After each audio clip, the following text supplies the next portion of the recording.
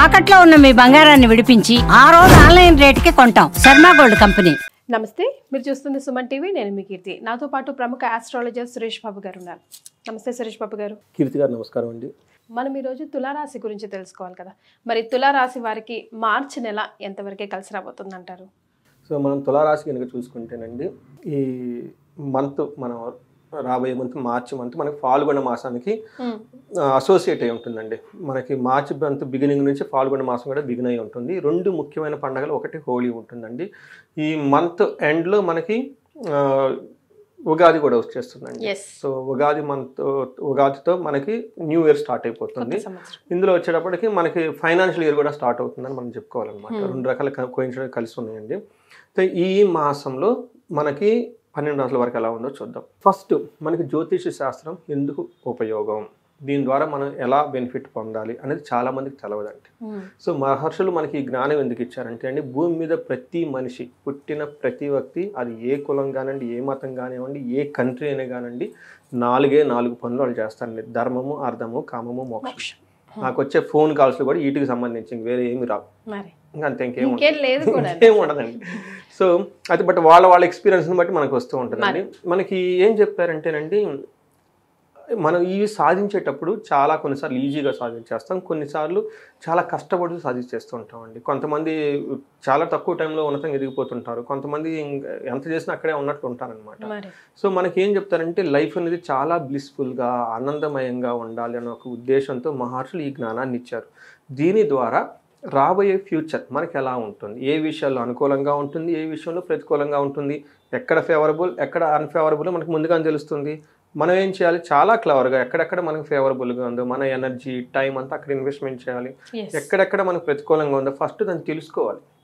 మనకి యాక్సిడెంట్లు జరిగిన, అవమానాలు ఏది జరిగినా ఈ అన్ఫేవరబుల్ కండిషన్లోనే, ఇది ఇక్కడ మనకు అన్ఫేవరబుల్గా ఉంది కాబట్టి ఆ విషయం జాగ్రత్తగా వదిలేయాలి.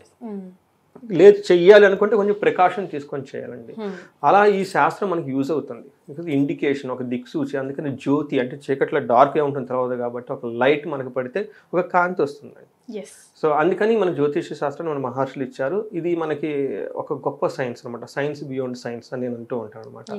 సో ఈ సైన్స్ ప్రకారం మనకి ఈ జ్యోతిష శాస్త్రం ప్రకారం, అందులో వేదిక జ్యోతిషం నేను చదివేది వేదిక ఆస్ట్రాలజీ ప్రకారం మార్చి మంత్లో తులారాశి వరకు ఎలా ఉందో చూద్దాం. సో మనకి ఈ తులారాశిలో చిత్త 3-4 పాదాలు, స్వాతి 1, 2, 3, 4 పాదాలు, విశాఖ 1, 2, 3 పాదాలంతా మనకి తులారాశిలో ఉంటాయండి. పేరు బలం కనుక మనం చూసుకుంటే రా, రీ, రు, రే, రో, తా, తీ, తూ, తే, ఈ అక్షరాలు మోరాలస్ ఇదే సౌండ్తో ఉన్న అక్షరాలంతా కూడాను మనకి తులారాశిలో వస్తారని గమనించాలి. మన గ్రహస్థితిని బట్టి కనుక మనం చూసుకుంటే సూర్యుడి సంచారం మీనరాశిలో ఉంటారండి, బుధుడు, శుక్రుడు కూడాను మీనరాశిలోనే, అలాంగ్ విత్ రాహు కూడా అక్కడే ఉన్నారు. 4 గ్రహాలు వచ్చేటప్పటికి వీళ్ళకి మనకి మీనరాశిలో ఉంటున్నారు. అవి చాలా చేంజెస్ రాబోతూ ఉన్నాయి అందరికి. సో వీళ్ళకి వచ్చేటప్పటికి 6th హౌస్లో ఉన్నారండి. వీళ్ళంతా 6th హౌస్లో ఉన్నారు. 6th హౌస్లో క్రూర గ్రహాలు ఉంటే కలిసి వస్తుంది. ఒక రకంగా చెప్పాలంటే ఈ తులారాశి వాళ్ళకి బాగుందని చెప్పుకోవాలి. మీరు అడిగిన చిన్న క్వశ్చన్ క్లూ బట్టి చూస్తే. కుజుడు వచ్చేటప్పుడు వీళ్ళకి 3rd హౌస్లో ఉన్నారండి. ఒక రకంగా ఆల్ మేజర్ గ్రహాలు కనుక చూసుకుంటే వీళ్ళకి ఒక మంచి ప్లేస్లో ఉన్నారు అని మనం తెలుసుకోవాల్సి అనమాట.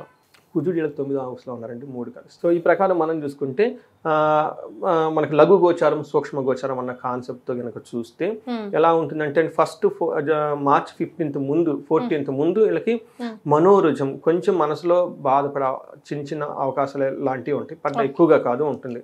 అయితే వీళ్ళకి 14th తర్వాత ఎలా ఉండబోతుంది, ప్లస్ ఈ మాసం అంతా ఎలా ఉండబోతుంది అంటే, మనకు మహర్షులు ఒక లఘు గోచారం, సూక్ష్మ గోచారం అనే కాన్సెప్ట్ ద్వారా చిన్న మాటలతో మొత్తం తెలుసుకోవచ్చు అనమాట. సంస్కృత పదాలతో వీళ్ళు ఏం చెప్తారంటే, శత్రునాశాంత దేహరుజం విజయం విపత్తిం అని చెప్తారు. అంటే ఇటు మీనింగ్ ఏమంటేనండి, మనసులో కొంచెం చిన్న బాధలు పడే సంఘటనలు జరిగే అవకాశం ఎక్కువగా ఉంటుంది. శత్రువుల పైన వీళ్ళది పైజేయగా ఉంటుంది. ఎవరైనా కనుక శత్రువులతో ఇప్పటిదాకా బాధపడుతుంటే ఈ టైంలో ఆ బాధ పోతుంది. రెండోది హెల్త్ కాంప్లికేషన్స్, ఇప్పటిదాకా ఎవరైనా కనుక బాధపడుతుంటే హెల్త్ కాంప్లికేషన్ నుంచి బయటపడే అవకాశం ఎక్కువగా ఉంటుంది. ఈ మాసం అంతా ఏదైనా కనుక సక్సెస్ సాధించాలనుకునే వాళ్ళకి అవరోధాలు ఎక్కువగా ఏముండవు, నార్మల్గా సక్సెస్ వచ్చే అవకాశం ఎక్కువగా ఉంటుంది. తర్వాత మనకి ఒక విషయంలో కేర్ఫుల్గా ఉండాలి, అనుకోని విధంగా విపత్తి ట్రబుల్స్ వచ్చే అవకాశం ఎక్కువగా ఉంది. ఇది మాత్రం కొంచెం కేర్ఫుల్గా ఉండాలి. మిగతా అన్ని విషయాలు చాలా సాధారణంగాను లేదంటే చాలా బాగుండే అవకాశం ఎక్కువగా ఉంటుంది. అది మంచిగా ఉండదు, చెడుగా ఉండదు, మనకు న్యూట్రల్ తటస్థంగా ఉండే ఒక మాసం అని మనం వీళ్ళకి అనుకోవాలి. ఒక రకంగా చెప్పాలంటే బాగుందని మనం చెప్పుకోవాలన్నమాట. ఓకే. సో మనకి డీటెయిల్స్ చూస్తే సూర్యుడు వీళ్ళకి 6వ ఇంట్లో ఉన్నారండి. ఉండటం వల్ల జనరల్గా వీళ్ళకి మనకి షష్టౌ రవో అంటే మనకి 6వ ఇంట్లో కనుక రవి ఉంటే సుసౌఖ్యధీన్ యత్న కార్యార్థ సాధనం దేహారోగ్యాది సంతోషం వస్త్రధన లాభకృత్ అని చెప్తారు. మనకి సంస్కృత శ్లోకాల మీనింగ్ చేస్తుంటే ఈ టైంలో శుక్రుడు వీళ్ళకి అనుకూలంగా ఉంటుంది, సూర్యుడు వీళ్ళకి అనుకూలంగా ఉన్నారు. ఏ విధంగా అనుకూలంగా ఉన్నారంటే సంతోషం ఉంటుంది, ధనలాభం ఉంటుంది, అన్ని కష్టాలు తెలియకపోతే ధైర్యంగా చాలా బాగుంటారు. ఒకే ఒక విషయం వీళ్ళు కేర్ఫుల్గా ఉండాలి, లాస్ ఆఫ్ ప్లేజర్స్. సో వీళ్ళు ఏమైనా కనుక రొమాన్స్ ఇట్లాంటివి ప్లేజర్స్ కానీ ఉంటే వాటి నుంచి సుఖం అనేది వీళ్ళకి ఉండదు అని మనకి శాస్త్రంలో చెప్పారు. తర్వాత కుజుడు వీళ్ళకి 9th హౌస్లో ఉండి 12th హౌస్ 4th హౌస్లో ఉండటం వల్ల కుజుడికి సంబంధించిన విషయాల్లో వీళ్ళకి అంత ఎక్కువ ఇబ్బంది పడే, యాక్చువల్గా అయితే కుజుడు వీళ్ళకి అంత అనుకూలంగా లేరు. కానీ విపరీత వేద అన్న ఒక కాన్సెప్ట్ ఉండటం వల్ల కుజుడు వీళ్ళకి ఎక్కువగా ఇబ్బంది పెట్టే విధంగా ఉండరు, ఒక నార్మల్గా ఉంటారు అనమాట.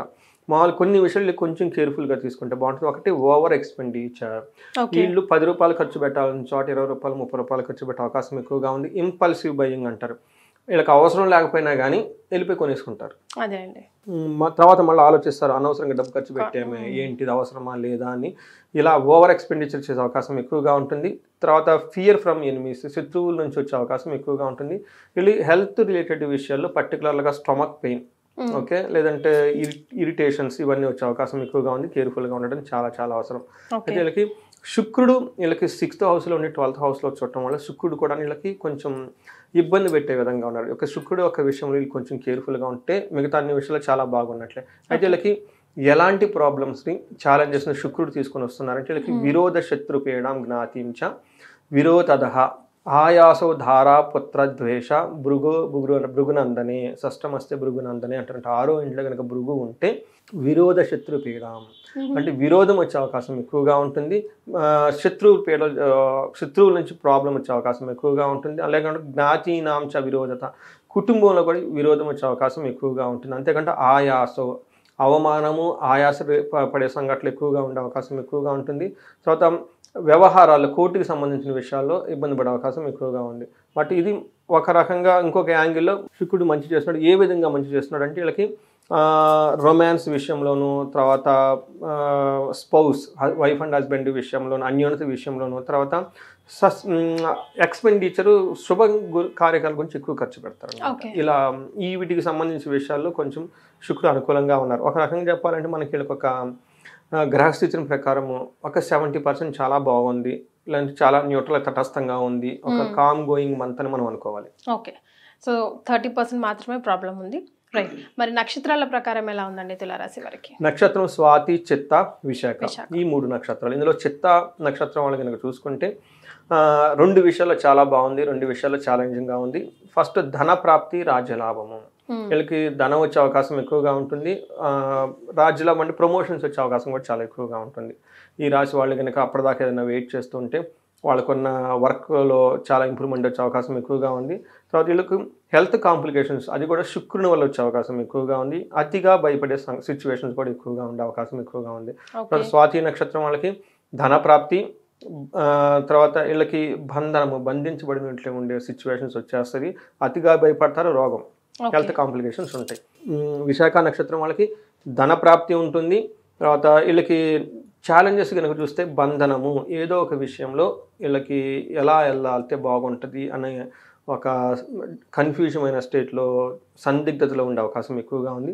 వీళ్ళు ఎక్స్పర్ట్స్ని కనుక కలిస్తే, మెంటార్స్ని ఇలాంటి వాళ్ళని కలిసినా, లేదంటే మంచి జ్యోతిష్కులను కలిసినా కానీ వాళ్ళకి చాలా క్లారిటీ వస్తుంది. సో ముందు ఎలా ఉంటుంది, ఫ్యూచర్ ఎలా ఉంటుంది, ముందు వెళ్ళొచ్చా వెళ్ళకూడదా అని చెప్పేసి నాకు ఉదయాన్నే మార్నింగ్ ఒక ఫోన్ కాల్, మార్నింగ్. సో వాళ్ళకి 46 years, బిజినెస్లో కొంచెం బాగా దెబ్బతిన్నారు.